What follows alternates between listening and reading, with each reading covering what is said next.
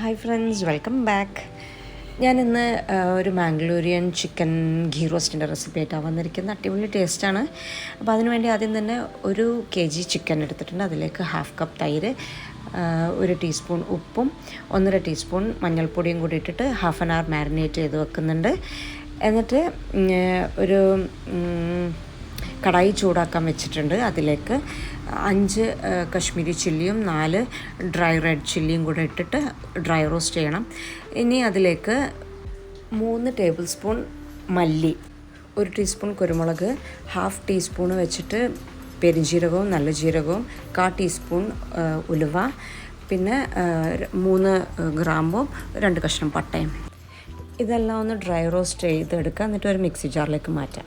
വേറെ ഒരു മസാലപ്പൊടികളും ഇതിൽ ചേർക്കുന്നില്ല കേട്ടോ. അതിലേക്ക് ഒരു 8 വെളുത്തുള്ളി ഞാൻ ആഡ് ചെയ്യുന്നുണ്ട്.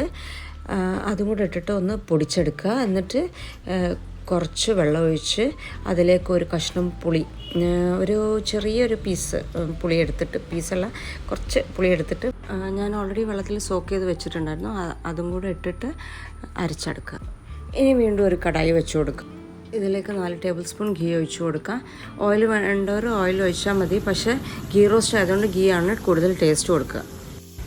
ഓക്കെ, അപ്പം ചിക്കൻ ഇട്ടിട്ട് എല്ലാം ഫ്രൈ ചെയ്തെടുക്കുക.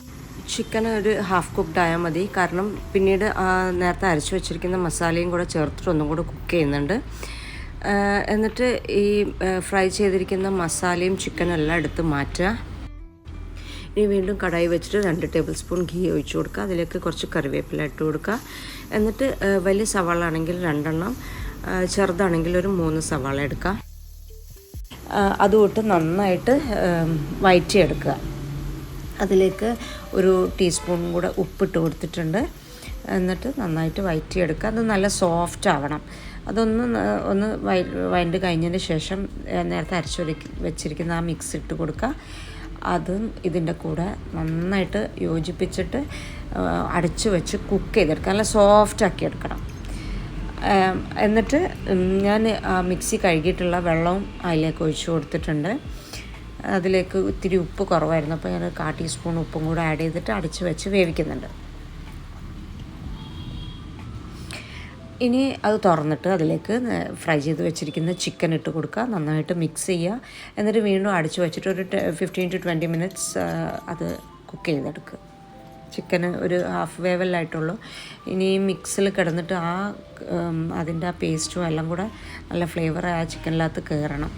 പിന്നെ അത് കുക്കായി കഴിഞ്ഞാൽ അതിലേക്ക് ലാസ്റ്റിൽ കുറച്ച് കറിവേപ്പിലയും കൂടെ മേലെ ഇട്ട് കൊടുക്കുക. അപ്പം വളരെ സിമ്പിളായിട്ടുള്ള റെസിപ്പിയാണ്. പെട്ടെന്ന് ഒരു ഗസ്റ്റ് വരിക അല്ലെങ്കിൽ പാർട്ടിക്കോ ഒക്കെ ഉണ്ടാക്കാൻ പറ്റുന്ന നല്ല സൂപ്പർ റെസിപ്പിയാണ്. ഇതെല്ലാവരും ട്രൈ ചെയ്ത് നോക്കുക. And keep supporting me. Thank you for watching.